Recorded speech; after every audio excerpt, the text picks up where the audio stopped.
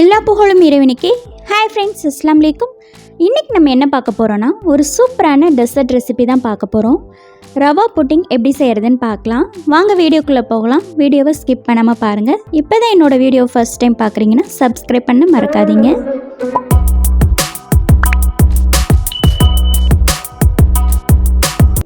Rava pudding செய்கிறதுக்கு first சுகரை caramelise பண்ணிக்கலாம். அதுக்கு நான் சர்க்கரை 100 கிராம் எடுத்துக்கிறேன். அதில் ஒரு 4 ஸ்பூன் மட்டும் தண்ணி சேர்த்துக்கிறேன். நம்ம ஆட் பண்ணியிருந்த சர்க்கரை நல்லா கரைஞ்சி வரணும். சர்க்கரை ஆட் பண்ணதும் கொஞ்சம் நேரம் கழித்து கட்டி கட்டியாக ஆகிற மாதிரி இருக்கும். பயப்பட தேவையில்லை. கொஞ்சம் நேரம் கழித்து அதுவே கரைஞ்சி வந்துடும்.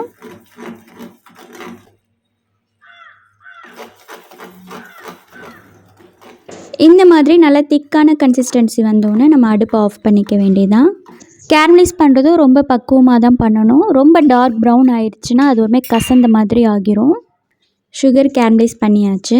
இப்போ இதை எடுத்து அப்படியே கேக் டின்னில் ஊற்றிடுறேன். ஊற்றிட்டதுக்கப்புறம் எல்லா பக்கமும் ஸ்ப்ரெட் ஆகிற மாதிரி ஒரு சுற்றிக்கிறேன். சுகரை கேரமலைஸ் பண்ணியாச்சு. அதை பாத்திரத்துலேயும் ஊற்றியாச்சு. இப்போ அடுத்த ஸ்டெப் என்ன செய்கிறதுன்னு பார்க்கலாம். நெக்ஸ்ட் ஒரு பாத்திரத்தில் 1/2 லிட்டர் பால் எடுத்துக்கிறேன். இது பசும்பால்லையோ இல்லை பேக்கெட் பால்லையோ எதில் வேண்டாலும் செய்யலாம். 1/2 லிட்டர் பால் ஆட் பண்ணிக்கிறேன். இப்போ இது கொஞ்சம் கொதி வரட்டும்.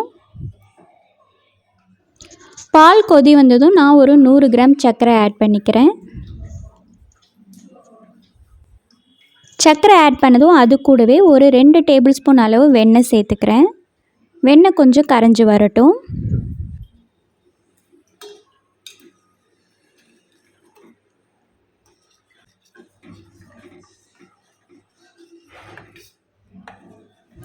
ஆட் பண்ணியிருந்த வெண்ணெய் சர்க்கரை 2 கரைஞ்சி வந்துட்டதுக்கப்புறம் ரவை 50 கிராம் ஆட் பண்ணிக்கிறேன். ரவை ஆட் பண்ணிட்டதுக்கப்புறம் அது கட்டிகள் விழுகாமல் இருக்கிறதுக்காக லேசாக கிளறி கொடுத்துக்கிட்டே இருக்கிறேன்.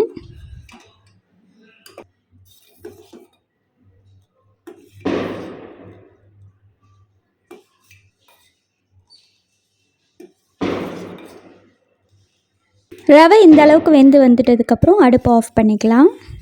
அடுப்பு ஆஃப் பண்ணிட்டதுக்கப்புறம் இது கொஞ்ச நேரம் ஆறட்டும். நெக்ஸ்ட் ஒரு பவுல் எடுத்துக்கிறேன். அதில் 2 முட்டை சேர்த்துக்கிறேன். முட்டை சேர்த்துட்டதுக்கப்புறம் முட்டையோட ஸ்மெல் வராமல் இருக்கிறதுக்காக நான் கொஞ்சமாக வெண்ணிலா எசன்ஸ் சேர்த்துக்கிறேன். சேர்த்துட்டு முட்டையும் வெண்ணிலா எசன்ஸையும் சேர்த்து நல்லா மிக்ஸ் பண்ணிக்கிறேன். முட்டையும் வெண்ணிலா எசன்ஸையும் நல்லா சேர்த்துட்டதுக்கப்புறம் ரெடி பண்ணி வச்சுருந்த ரவை மிக்ஸை ஆட் பண்ணிக்கிறேன். கொஞ்சம் கொஞ்சமாக தான் ஆட் பண்ணணும். அதே சமயம் சூடாக ஆட் பண்ணிடக்கூடாது. கொஞ்சம் ஆற வச்சு தான் ஆட் பண்ணணும். ஏன்னா சூடாக ஆட் பண்ணோன்னா முட்டை வெந்து வந்துடும். கொஞ்சம் கொஞ்சமாக சேர்த்து எல்லாத்தையுமே நல்லா மிக்ஸ் பண்ணிக்கிறேன். இப்போ இதை மிக்ஸ் பண்ணுறது எங்கள் வீட்டு குட்டீஸ் தான் மிக்ஸ் பண்ணுறாங்க. எப்பயுமே நம்ம ஏதாவது டிஃப்ரெண்ட்டாக செய்யும்போது அவங்களையும் கூட வச்சு செஞ்சோன்னா நமக்கும் ஒரு எக்ஸ்ட்ரா எனர்ஜி கிடைக்கும். கண்டிப்பாக அவங்களும் இன்ட்ரெஸ்ட்டோடு தான் செய்வாங்க.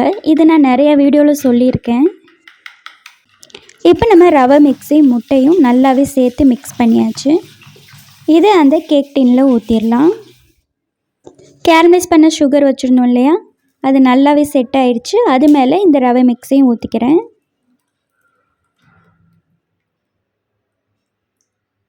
இதை க்ளோஸ் பண்ணுறதுக்கு இதுக்கு தகுந்த மாதிரி ஏதாவது ஒரு பிளேட் வச்சு மூடிக்கணும். நெக்ஸ்ட் ஒரு இட்லி பாத்திரத்தில் தண்ணி வச்சு அதுக்குள்ளே ஒரு ஸ்டாண்டு வச்சுக்கிறேன். ஸ்டாண்ட் இல்லைன்னா பரவாயில்ல. ஸ்டாண்டுக்கு நான் என்ன யூஸ் பண்ணியிருக்கேன்னா ஸ்டவ்வோட ஸ்டாண்ட் தான் யூஸ் பண்ணியிருக்கேன். இப்போ அது மேலே இந்த கேக் டின்னை வச்சுக்கிறேன். கேக் டின்னை க்ளோஸ் பண்ணுறதுக்கு ஒரு லிட் போட்டு மூடிக்கிறேன். கேக் டின்னை மூடிட்டதுக்கப்புறம் இட்லி பாத்திரத்தோட மூடியும் சேர்த்து மூடி வச்சுட்டு ஒரு 30லேருந்து 35 நிமிஷம் வேகட்டும் ஸ்லோ ஃப்ளேமில். நம்ம வச்சுருந்த தண்ணியோட அளவு கேக் டின்னில் படுற மாதிரி இருக்கணும். இப்போ 30 மினிட்ஸ் ஆகிருச்சு. வெந்திருக்கான்னு பார்க்கலாம். கரெக்டாக இந்த டைமில் கரண்ட்டும் போயிடுச்சு. அதனால் வெளிச்சமும் கம்மியாக இருக்குது. வெந்துருச்சான்னு பார்க்குறதுக்கு ஒரு நைஃப் வச்சு இந்த மாதிரி பார்க்கும்போது அதில் ஒட்டாமல் வந்துருச்சுன்னா சூப்பராக ரெடி ஆகிருச்சு. இப்போ இதிலேருந்து எடுத்துக்கிறேன். வெளியே எடுத்துட்டதுக்கப்புறம் ஒரு பிளேட் வச்சு இந்த மாதிரி திருப்பிக்கிறேன். அவ்வளோதான். ரொம்பவே டேஸ்டியான ஜூஸியான டெசர்ட் ரெசிபி சூப்பராக ரெடி ஆகிருச்சு. இது நான் வீடியோ பிடிக்கிறவங்களாட்டி ஒரு பீஸ் சாப்பிட்டு முடிச்சிட்டாங்க. இந்த ரெசிபியை வீட்டில் எதுவும் பிள்ளைங்க ஸ்நாக்ஸ் கேட்டால் கூட டக்குன்னு வீட்டில் இருக்க பொருட்களை வச்சு டக்குன்னு செஞ்சிடலாம். அல்ஹம்துலில்லாஹ். இந்த வீடியோ இங்கே முடியுது. இந்த வீடியோ உங்களுக்கு பிடிச்சிருக்கும்னு நம்புகிறேன். இன்ஷால்லா வேறொரு இன்ட்ரெஸ்டிங் வீடியோஸோடு உங்களை சந்திக்கிறேன். இந்த வீடியோ பிடிச்சிருந்ததுன்னா லைக் பண்ணுங்கள், மறக்காமல் உங்கள் ஃப்ரெண்ட்ஸ் அண்ட் ஃபேமிலிஸ்க்கு ஷேர் பண்ணுங்கள், கண்டிப்பாக சப்ஸ்கிரைப் பண்ணுங்கள். தேங்க்ஸ் ஃபார் வாட்சிங்.